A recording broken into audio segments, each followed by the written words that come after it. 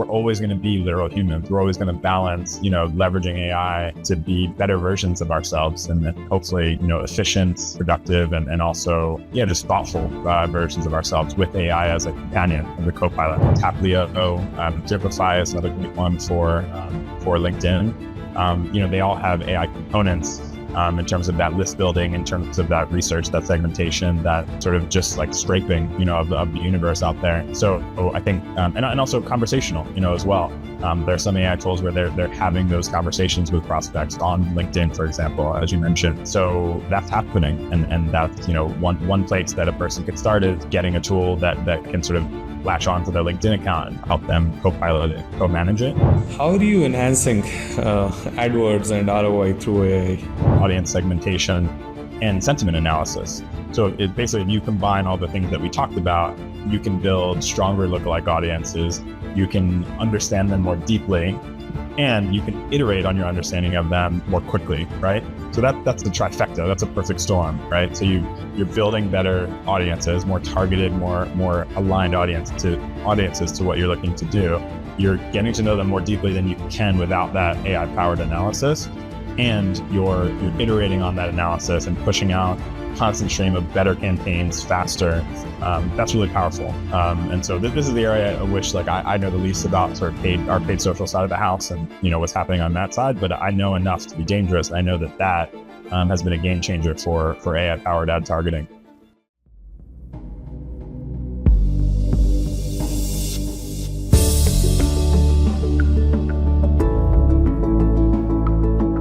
It's really amazing to have you. I think when we started discussing about having this podcast, I started looking at Little Humans, the company you have. It's a very, very interesting company. I looked at case studies and the kind of articles you have are amazing. I would want to go deeper into it. I know that we're going to talk about AI and how big AI is becoming in marketing, but I would want to know a lot about Little Humans because it's amazing. Yeah, no, thank you. So we've been around for 4 years, and thank you for the nice introduction. We are a growth agency, so we specialize in helping tech for good brands and charities and nonprofits grow in the most holistic, human ways possible. So we started as content marketing and SEO, which is obviously the favorite of B2B SaaS and tech, and we've grown into branding, web, bit of PR, a bit of social, organic, and paid. Just because we had clients asking again and again, hey, can you add on this service? Can you do that? So we've become more full service and meet the needs of our clients who, month to month, quarter to quarter, their needs change. And so we like to be nimble and pivot with them. So who are your clients majorly? They're nonprofits and someone else, you mentioned it. But are there any names to it right now, the kind of things that you have done? Yeah, absolutely. I mean, we're carving a bit of a niche for ourselves in tech for good. So that spans health tech, HR tech, ed tech, fintech, and climate tech. In the HR tech space, we worked with some big names like Oyster HR and Remo First. In fintech, we've worked with Wise, Payoneer, Chippercash, Then. In climate tech, we're working with a company called Gaia Land. They're doing some really interesting work around ESG reporting for investors and asset managers, which is really exciting. In the ed tech space, we're working with the US-based company that's called Core. They're helping to push really great literacy and numeracy trainings into school districts in the US. We love our tech clients, and then obviously we have nonprofit clients as well. One of our favorite nonprofit clients in the UK, they're called hospital rooms. So they basically go into NHS mental health facilities and beautify them and make them more artistic, therapeutic spaces for folks to recover from mental illness. So we love to get up every day and help brands that are mission driven grow. That's what I was going to ask. You have found your niche and you are highly mission driven that way. I mean, is this two areas where you'll grow, or maybe you'll add other areas as Little Humans grow, ultimately? Yeah, I mean, I think we want to, I think we see value in having a niche and becoming, building up subject matter expertise and knowledge in specific sectors. It already feels like 5 different sectors in tech for good is a lot and kind of stretches us. But I think we're open. I think we're, open to other areas, particularly in tech for good, other types of charities, for example. I just had a really interesting conversation with folks at a Turkish health tech company where they use actually urine tests, urine sticks to help people understand their health. And so, it was one of the more fascinating parts of my job, was spending 30 minutes talking to two Turkish women about peeing on sticks. You have a very nice website where you have a good web presence where the name was Little Humans, but as I was going down, there was like many animals, different kinds of things. Whose idea was it? How did you come to it? Yeah, I have to give credit to our initial designers, Derek and Annabelle, who were kind of on our design team in the really beginning. They kind of came up with this idea of basically, anthropomorphic animals doing human things as the sort of joke, the not so hidden Easter egg behind literal humans. Unfortunately, we're like getting ready to maybe semi-retire our animals. They've been with us for about 5 years now, so we're kind of growing up as a brand. And so our new head of design, Nathan, and our other designer, Keely, have come up with some really interesting concepts, and we'll be launching that brand revamp later this year. But yeah, hopefully we'll still have some role for our human animals that are doing fun things in the site. They are super amazing. Those animals are super cute. So I hope you keep at least some of them because they were real nice. Even you put those effects in your blogs, and also those graphics are great. Yeah. I'm pushing for it. Amazing. So you're working from last 4 to 5 years, and you came into this marketing space, and you found your niche, you found your mission, and then AI came up roughly about 2 years ago. It has huge impact on the market. How do you see this change? How are you looking at AI now versus what you were looking at a year ago? Because there were many talks that AI would replace content writers or graphic designers, and it can do a lot in segmentation and all those things. And what's your opinion on it? How are you going forward with this? My first thing I want to say about it is I'm grateful. I think gratitude is like such a powerful feeling, emotion, attitude in life. The AI wave hit us in marketing first, right? And so I would argue, we were one of the first fields that got hit by AI. So we got to kind of like see and understand like what it really means and what it really doesn't mean in the context of marketing. And I'm grateful for that. It's definitely meant, changing the way we think about headcount, changing the way we think about our processes and systems. And that's great. Whereas other industries, the wave is coming later, maybe coming harder. And so, I feel like we're dusting ourselves off and kind of, understanding, okay, this is what it means for us. And we get to be one of the first sectors to really make sense of how to integrate AI into our practice. So what does that look like, to your question? That means, we've been able to cut our briefing time down for the briefs that we create for SEO from 2 hours to 1 hour using a tool called Brew. That means that we're able to really leverage, things like ChatGPT for great ideation, research. We're not using it for writing because obviously there's a lot of issues with that. But we are using it to kind of accelerate, what our writers can do in terms of coming up with content ideas and, pulling relevant research and things like that. It can be a springboard to, even better writing that's driven by humans. There's lots of ways, finance, automation, really internal inside the business. Even looking at design. We had our designers go to a course on Midjourney, and they were absolutely flabbergasted, in terms of what they could do, how that elevated their design practice.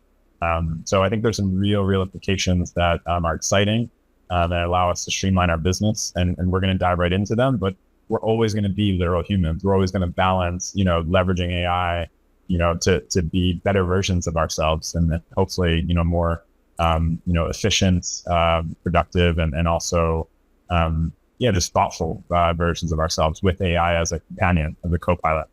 What can other industries learn from what we've learned in marketing, and sort of how the chips have fallen? And I think there's a lot to be said there. So yeah, it's exciting. So let's learn from you, Paul. See, the first thing is, how does AI improve customer segmentation in marketing?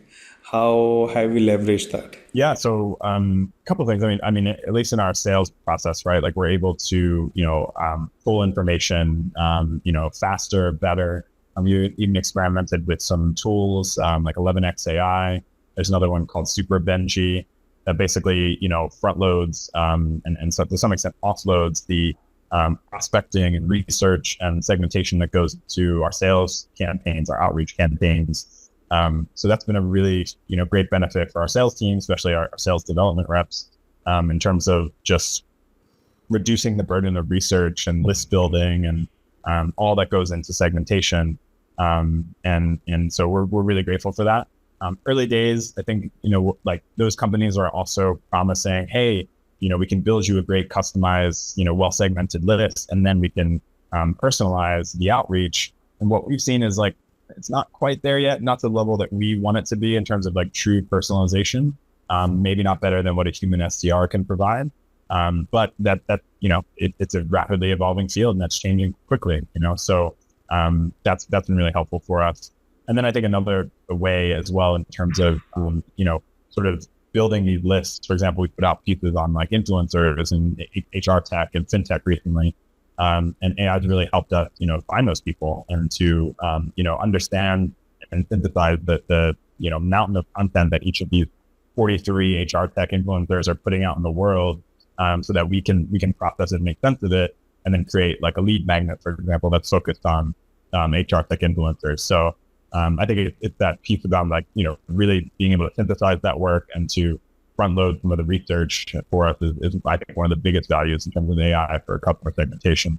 Well, I would want to go a bit deeper into it. If I'm someone who is looking to generate leads in HR tech, what would be the steps for someone who is quite new into this, to do lead generation? Should I have a website and in that website there are a few forms that people would fill in, or should I go to LinkedIn and target people? How would AI help there? Or is there any other platform where that AI is already in space and we can go to that platform and start using it? Yeah, I mean, there's platforms like, and again, the level of AI integration across these platforms will really vary. That's the first caveat. But other tools like Taplio, Tapify is another great one for LinkedIn. They all have AI components in terms of that list building, in terms of that research, that segmentation, that sort of just like scraping, of the universe out there. So I think, and also conversational, as well. There are some AI tools where they're having those conversations with prospects on LinkedIn, for example, as you mentioned. So that's happening, and that's one place that a person could start is getting a tool that can sort of latch onto their LinkedIn account and help them co-pilot it, co-manage it. And then also to your question, like I think you definitely need to leverage AI to co-create collateral, whether that's landing page designs for that page using something like Midjourney, to some extent just copy and ideation in terms of the structure of the page and the copy that appears on the page. You could obviously leverage, Claude or ChatGPT, stuff like that, Midjourney for the designs. So, it's about, I think what we think about it is what is the use case, and has AI risen to the appropriate level of quality and also cost to leverage it in this use case. For personalization of messages in sales, maybe not quite, but definitely for prospecting and list building and, sort of creation of collateral to sort of lubricate that sales process. Okay. How do you use AI to personalize? Because different clients or different customers may have a very different brand voice. How do you use AI? Just for example, maybe using ChatGPT, how do you put something that, maybe this is the brand voice and personalize it? How do you generate those ideas? So, I mean, one way to do that is to, with ChatGPT, and I think with Claude, you can do this, like you can basically build a profile of a person, right? So say we're working for a tech executive, we can feed things into the model and say, hey, this is the model for Sam. And this is, what Sam thinks about these various topics in his, in his sector. This is his tone of voice. This is, how he, presented at this conference, a year ago, review this video, for example, and basically build a profile. And then, for example, drop in a news article about something that's timely and happening in Sam's sector. Let's say it's climate tech, and say, okay, based on the profile that I've helped you build of Sam, give me, 1 quarter's worth of LinkedIn posts that are personalized to Sam's, tone of voice and his perspective and things like that. And it'll do a fairly good job, right? So that's saving your social media manager a hell of a lot of time, to come up with ideas for posts, to respond to timely news articles, to then generate 50 ideas or whatever, to respond to all these things. It's a big saving. Now, obviously, someone has to go in there and tweak things and make sure that things are right and the AI isn't hallucinating. But I think that's a great way to personalize, is build almost like a digital twin with AI of the person that you're trying to personalize for, and then let it run its course. So ChatGPT is one of the example or the example? ChatGPT is one of the examples. To be honest with you, I have not experimented that much with like Claude or some of the other models. I've done a little bit with Gemini, because there was a moment there when Gemini was able to pull more sort of real time, stuff from the internet because of the Google connection. And I sort of toggle back between both. But yeah, I've sort of, I mean, I have a ChatGPT subscription. I don't have a subscription to any other one. So maybe that's telling. Yeah, same here. And to use predictive analytics to use historical data for the campaigns? Yeah, we're starting to, right? So, putting in historical performance data for different client campaigns. I think paid social is a good example of this, to start to build, predictive models of, for example, working with an HR tech company, which is like, this is a real case study. Okay, based on what we're seeing, the performance of these campaigns, these Google ad campaigns, for example, where do we expect to reach? Because for one particular client, we have a deal where if we reach a certain level of annual revenue achieved through these campaigns, we get a bonus. So in that case, it's very important to us to leverage predictive analytics, to optimize those campaigns and to really understand what can we feasibly reach in what period of time. And then how do we then need to shift our strategy and change those campaigns to either reach the goal, surpass it, or not come below the goal. Nice. Can you give me an example or a case study if you have, maybe use predictive analysis for some of your client, and what happened? How did you go into it? And step by step, what did you find and how did you use it? How do you leverage it? Yeah, I mean, the best example is the one that I just mentioned, is like working for an HR tech company that's basically focused on using Google Ads to boost their revenue, to drive visibility and client acquisition, customer acquisition, and so feeding into the model those predictive analytics and taking a step back. First of all, feeding the model those predictive analytics, that historical data, and then using the model to say, okay, well, if we tweak this and we tweak that, where is that going to put us vis-a-vis our goal? In that specific example, we've been able to achieve around, I think, 2.8 million in ARR in under a year, Wow. for that specific client, in part, not only because of, in part, leveraging predictive analytics to optimize those campaigns. So that's, our growth marketing person using predictive analytics to constantly tweak and optimize the campaigns for that specific client.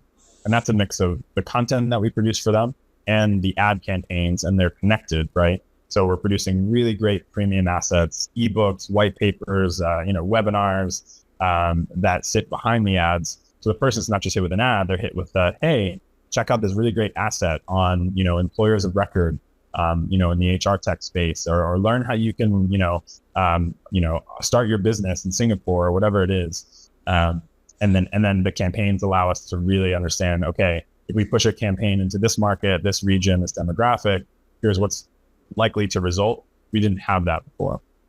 Yeah, it might give lots of intelligence to you. You mentioned that you were able to achieve a 2.8 million ARR. That's amazing. How big is the market segment there in HR tech? It might be in few billions, right? Yeah, it's billions. I mean, we've actually, it's honestly been the largest subsector that we've worked in, which is just coming out of the pandemic. I mean, a lot of things changed. Like there's this explosion of remote work. HR tech has been, it somewhat took us by surprise. Maybe it shouldn't have, but it's been our largest subsector in the tech for good space. We've worked with multiple companies that are, they moved from unicorn to unicorn. Folks like Oyster HR, Remo First, big names that have, I think, Remo First, for example, just raised like 25 million in like, I think a Series A. And so these folks are, they're big, and they're taking advantage of just the way that work is changing. They're basically, these platforms that sit underneath all of these companies that are saying, hey, we're going to find talent all over the world. We need to figure out a way to onboard contractors, full-time team members, to give them benefits, to give them pay, to give them a platform from which to work wherever they are.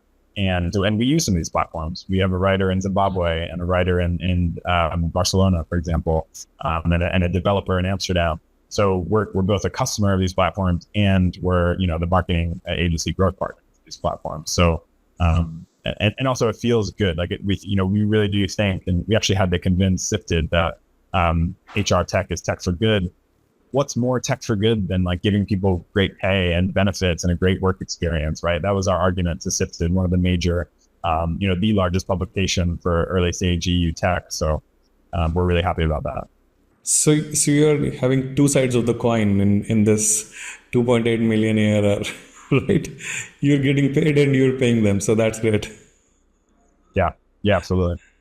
But how is NLP? How are you using it to get customer feedback and all those things? How are you segmenting the market? Yeah, absolutely. I mean, there's a number. NLP is really exciting, for us, especially in a space like content marketing. And so there's loads that you can do with it. A couple things. I mean, one is chatbot. We use a chatbot on our site. We use Drift. We've actually, helped a client, that's another agency, sort of co-develop a chatbot that they, built for themselves. So for example, all the content that we did for them basically got loaded into the chatbot. That chatbot became kind of like a helper. So instead of the person just kind of searching around the client's blog, they could ask the chatbot questions, and it's another way to engage with all the great premium content that we deliver to the client. So that's really exciting, and I think that's a great example of using, NLP. We use Drift. Intercom is another one, but building your own and tying it to the content that you're trying to deliver to add value to your client is a super exciting one. So we're looking at building chatbots for clients in the future as a way of helping customers synthesize all the great content that we're developing with them. Voice search, I see myself using voice search way more. Like I just slowly am like talking more with Siri when I'm at home, and I've got Google Home to change the lights and things like that. And but I haven't quite gone into like product and purchasing things yet, but it's there, and it's a form of NLP. One of the big ones for us you mentioned is sentiment analysis, to really deeply understand our customers. One of the things that we're doing is every single person in our team is being trained in behavioral science. We're in the middle of a behavior science training course right now to kind of help our team, improve our internal project management and the client engagement processes. But we'll be expanding that to, helping them do really great strategy on the front end of the client project, and to really much more deeply understand our client customers, which is really important to us. Identifying trends. So this idea that you can have automated summarization for early identification of trends is really important, I think, to NLP. And just being able to synthesize, relevant content about the brand from the news, from articles, from other data sources. And that is really important. And this idea that NLP has moved on from simplistic, like extractive summarization, where sort of the content it's from this original source, but it's shortened and rearranged, and it's become more abstract, right? Where summaries are kind of made up of generated content on the fly. We're seeing that in even our note taker. We use a note taker called Nuta. Fantastic. And I'm blown away by the way that Nuta can really understand the sentiment in the room, and the takeaways, and like the sort of gist of the conversation. And it does it in like that. And then obviously like copywriting, AI copywriting for more efficient ad generation. That's a really big one for on our paid side. So there's loads with NLP. It's actually, to me, one of the most exciting spaces for marketing. How are you enhancing AdWords and ROI through AI? Yeah, I mean, I think it's all about, again, like constantly revamping the campaigns based on like mountains and mountains of data, and leveraging AI's capacity for research, and as we mentioned before, audience segmentation and sentiment analysis. So it basically, if you combine all the things that we talked about, you can build stronger lookalike audiences. You can understand them more deeply, and you can iterate on your understanding of them more quickly, right? So that's the trifecta. That's a perfect storm, right? So you're building better audiences, more targeted, more aligned audiences to what you're looking to do. You're getting to know them more deeply than you can without that AI powered analysis, and you're iterating on that analysis and pushing out constant stream of better campaigns faster. That's really powerful. And so this is the area of which like I know the least about sort of our paid social side of the house and what's happening on that side, but I know enough to be dangerous. And I know that has been a game changer for AI powered ad targeting. Yeah, I hope Google builds something, or if they haven't already, to use with Gemini and AdWords. If we have maybe a paid version of Gemini, or we have AdWords, we can use Gemini there and ask it that these are the personas and what we are looking for. These are the kind of people that we are targeting, and let me know how things run. But I don't think maybe Google is the best way, because the other agencies, if someone else would come out with a product like that, we can simply ask them, let us know how we can drive the value down, or value up, and all those things. Google won't let us know that thing. So just for example, now, yeah, just for example, this is an election year, so up to November the click through would be very high, and just after the elections it would come back to what it is.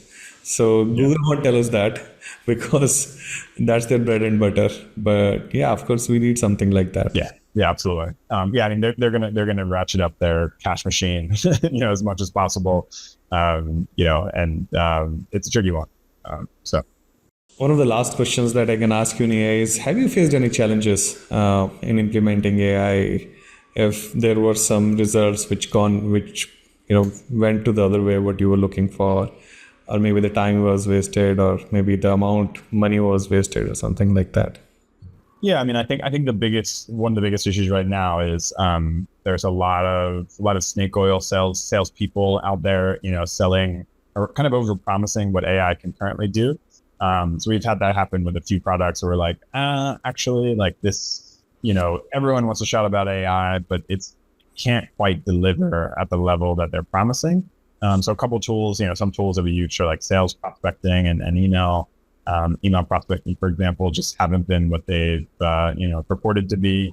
Some like brief creation and sort of, content like generation tools aren't quite where they need to be. So I think more like now it's about discerning what's in the field and what's actually promising, what it's actually delivering, versus people just trying to get a quick buck by, throwing out the AI flag and saying, hey, this is the next new sliced bread, you should try this. And maybe they get you for like a 3 to 6 month, contract. And that's all they need. If they just scale that and do some volume, they've made millions, so it's unfortunate. But I think it's important for businesses to go in with like, hey, we're using it for this, to really understand the technical nature of the tool itself on a deeper level as they can, and say, okay, we're going to give this a shot. And I think you do need that experimentation. Like not every product is going to be great. You need to kind of churn through and people to say, okay, that product was bad, that product was mediocre. Here's how we build a great product.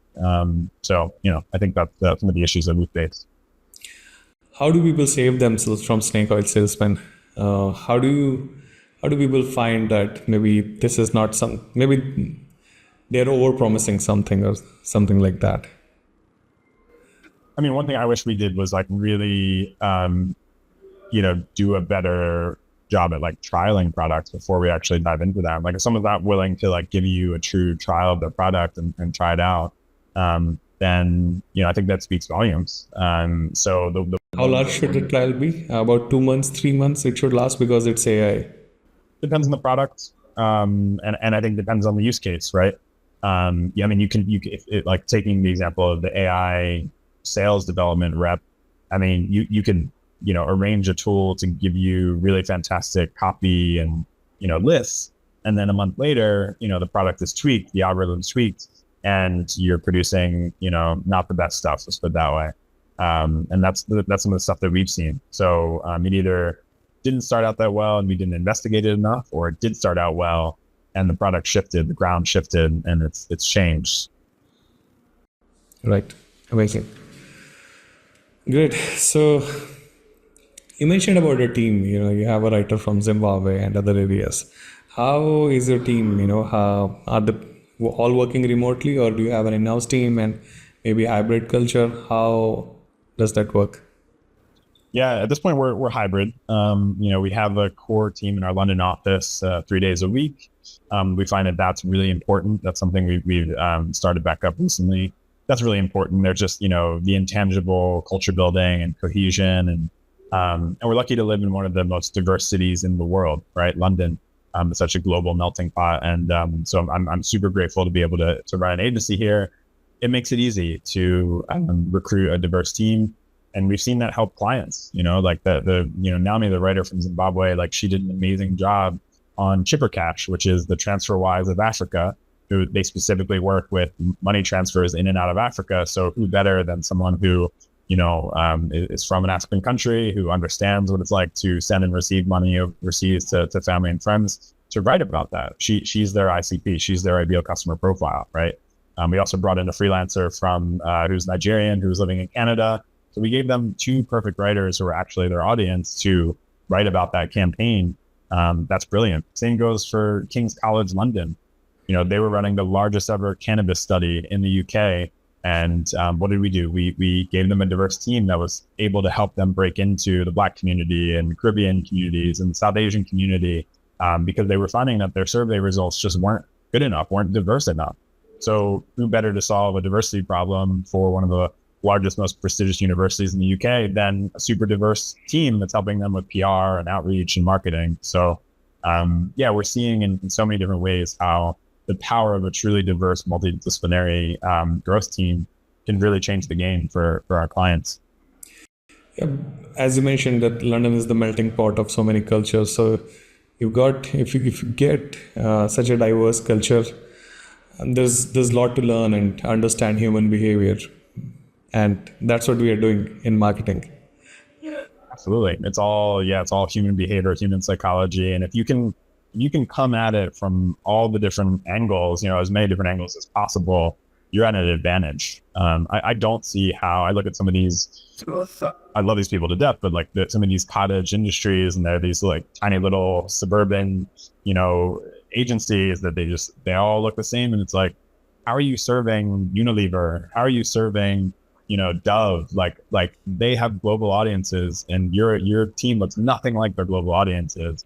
I'm sure you can have good ideas and you can have good intentions, but at the end of the day, you're going to need inclusive marketing strategies to reach your clients' audiences, and that's hard to do with a team that's completely homogenous. So you work, as a marketing company, you get a lot of knowledge from your clients, how the world is moving and what's shaping up, especially in ESG and all the other platforms. So do you think you'll become a consultative agency in 2 years or so? You'll become consultants?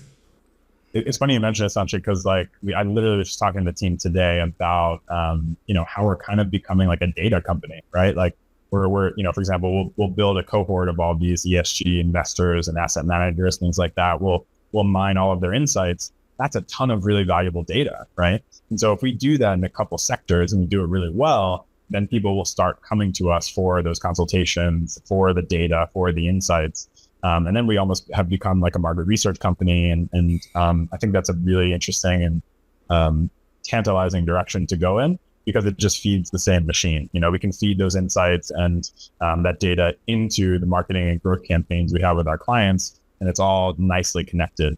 And so, I think that's a really exciting area we want to go into, is more strategic consultation, almost like, I'd call it kind of like growth consultation, growth coaching. Because what we also find is that a lot of leaders get in their own way and they don't realize it. They get in their own way. And I've experienced this myself as a business owner. I've gotten in my way so many times. When I do a SWOT analysis, I actually put myself in the threat column, right? Like in the threat quadrant, because I am, right? Like limitations in my finance ability, limitations in my understanding of growth strategy, limitations in whatever. It could be even my own health, right? That is a clear and present danger. That is a threat to our agency. So I need to really focus on that and make myself less of a threat, not a threat. Same goes for a leader of any other business, whether you're the CEO, the CMO, the content marketing manager. And that's, I think, an area we want to get into, is how do we help the literal humans, small L, small H, grow so that these amazing growth strategies that we're building and executing with them can actually take root and help them win new clients and revenue.